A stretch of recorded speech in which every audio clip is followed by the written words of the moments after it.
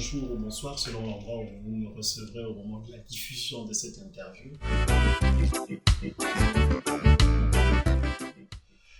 Quel diagnostic, quelle vision je peux poser sur la diaspora gabonaise, surtout celle de France que je connais un peu? C'est une diaspora pas forcément soudée autour d'un projet, ce qui n'est pas surprenant au vu du fait que cette diaspora a quand même plusieurs profils et que on l'a surtout vu unie pour demander le départ d'Ali Bongo. Et le départ d'Ali Bongo étant acquis, il est clair qu'aujourd'hui, chacun court vers ses aspirations et comme les associations, les multiples associations qui sont sur le territoire français n'ont pas fait le travail de fond d'aller chercher les gens, on a le sentiment effectivement que chacun mène sa barque et que la préoccupation de l'ensemble n'est pas la préoccupation de chacun des individus. Donc oui, c'est normal aussi parce que les différents profils qui sont présents aujourd'hui en France, les Gabonais de France ne sont pas tous issus du même moule. On a ceux qui sont des exilés, on a ceux qui sont venus pour des études et qui après ont fait des carrières. On a ceux qui sont complètement nés en France et qui ont toujours vécu dans ce pays et pour qui le Gabon est vraiment un second pays avec un premier pays. Et puis on a celles et ceux qui sont venus à l'aventure. Donc on n'a pas forcément les mêmes aspirations et on n'a pas, entre nous et les associations ne l'ont pas suffisamment fait, défini un socle de valeurs communes autour desquelles les gens pouvaient se rassembler. Et c'est peut-être pour ça aujourd'hui qu'on donne cette impression de désunion et de gens qui tirent chacun de son côté.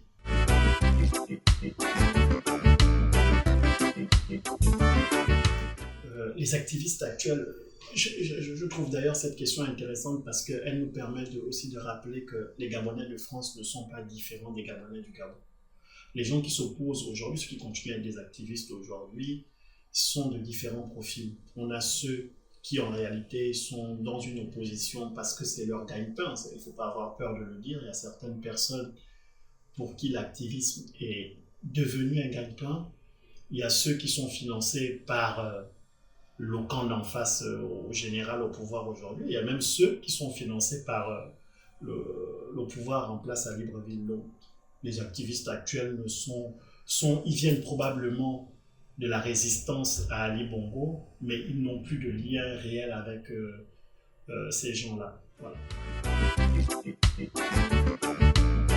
Si je pourrais dire un mot sur cette situation, la première chose que je voudrais rappeler, c'est que la diaspora de France, par exemple, d'après l'Institut Concorde, c'est à peu près 12 000 personnes. Et 12 000 personnes, en sachant que le siège de député il comprend toute l'Europe, l'Océanie, l'Asie et l'Amérique. Donc on doit être autour de 50 000 personnes, ou peut-être même 60 000, qui seraient représentées par un unique député. Ça me paraît très compliqué, en sachant qu'à l'Assemblée nationale, les choses se font par groupe parlementaire.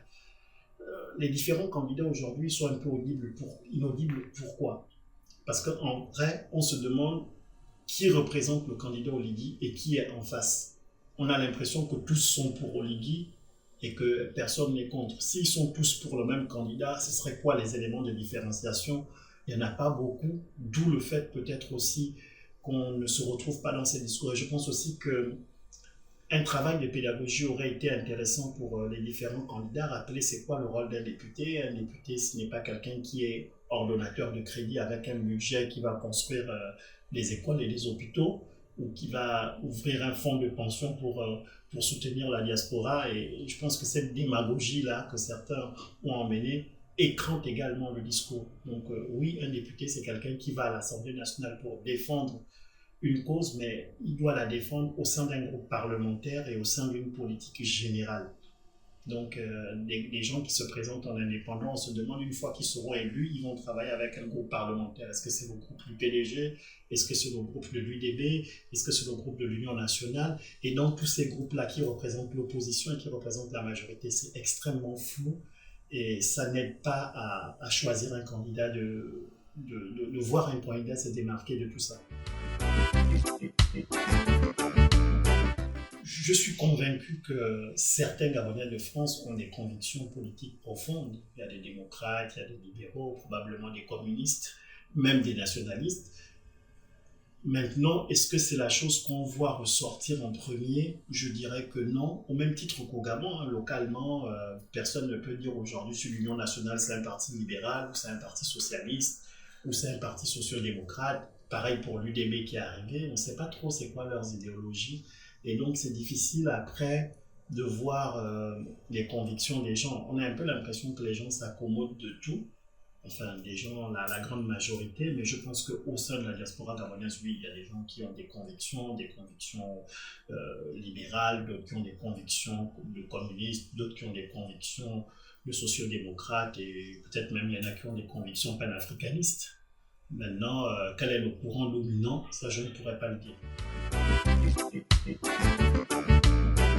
À titre personnel, je n'aurais pas fait ça, parce que personnellement, je suis pour une diminution du nombre de députés, pas une augmentation. Et surtout, j'ai toujours pensé que la diaspora gabonaise de France ou d'ailleurs avait trouvé le moyen de faire remonter ces informations aux différents leaders politiques. Je note que lors du dialogue national, ces diasporas-là ont été très bien représentées. Ça prouve que ces gens-là savent se faire entendre. Maintenant, quand on décide de créer une circonscription électorale, on peut se poser la question de sur quelle base. Si je prends ne serait-ce que la diaspora de France, d'après l'Institut Concorde, ça représente 12 000 personnes. Quand on sait que les autres députés, par exemple, dans une ville comme Omboué, il y a moins de 1000 électeurs. On ajoute à ça le reste de l'Europe. On a là un député qui va représenter près de 60-70 000 personnes et qui devra couvrir le reste du monde pour essayer de rencontrer les gens de temps en temps. Qui finance tout ça? Avec quels moyens quand on connaît le salaire d'un député? Une autre question qui me vient à l'esprit, c'est de demander ce député il va vivre où?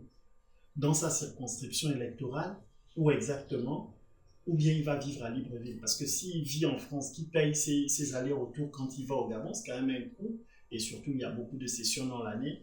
Très honnêtement, il y a beaucoup de flou autour de ces sièges de députés, d'ailleurs, qui peuvent expliquer le peu d'engouement qu'on voit chez les gens pour parler de cette élection, parce qu'on ne sait pas exactement ce qui va se passer. Est-ce que le député va garder son lieu de résidence habituel? Est-ce qu'il va devoir aller vivre au Gabon? C'est autant de questions qu'on peut se poser, et surtout, où va-t-il ouvrir sa permanence politique pour recevoir les gens et qui paye? Parce que ouvrir une permanence politique, ne serait-ce que de 20 mètres carrés à Paris, ça a un coût, quoi. C'est pas la même chose que d'avoir une permanence politique à Mayumba ou au lac Azingo. Voilà.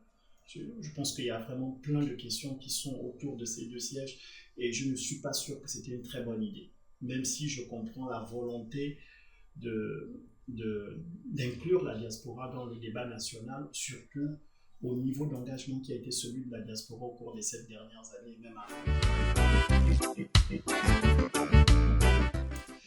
C'est une bonne question de se poser la question si déjà ce poste de député est un tremplin, parce qu'au fond, un député sur 145, je ne sais pas quel sera son poids à l'Assemblée, mais bon, pour le coup, il aura l'occasion à certains moments de prendre la parole et de pouvoir défendre la cause des communes, des Gabonais qui vivent à l'étranger, en tout cas dans notre circonscription. Et donc, il y aura une tribune qui sera la tribune qu'elle sera.